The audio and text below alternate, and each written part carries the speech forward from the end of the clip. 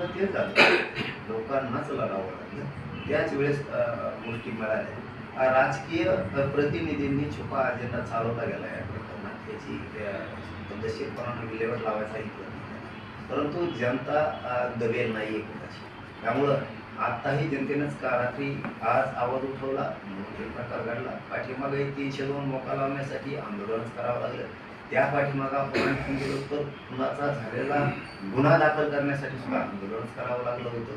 आणि त्याशिवाय न्याय मिळू शकत नाही. आता यांच्या जोरावरती, सरकारच्या प्रतिनिधीच्या जोरावरती बळावरती जर करायचं म्हटलं तर गोरगरिबांना कधीच न्याय मिळू शकत नाही. म्हणून स्वतः जनतेलाच लढावं लागतं. ही सत्य परिस्थिती नसता जर हा खूनच वाचवायचा असता, होऊच द्यायचा नसता, तर ज्या दिवशी पोलिसांनी आणि ह्या धन्यामुंड्याच्या टोळीनं संगनमत केलं त्या दिवशी पोलिस यांना डांबू शकत होते. परंतु धनंजय देशमुखांना फोन यायचे आरोपीचे, त्याच्या एखाद्या चाट्याचे का कोणाचे, की ते हमेशा सांगायचं की तुमचा भाऊ आणून सोडतो आणून सोडतो. त्यावेळेस पोलिसही त्यांच्यावर बसलेले होते. मग पोलिस गेले असते ना कुठं मारहाण करते तिथं. म्हणजे हे सगळं संगणन होतं. 24-25 पोलीस आहेत, 2-4 PI आहेत, एक 2 DYSP आहे त्याच्यामध्ये. हे सगळं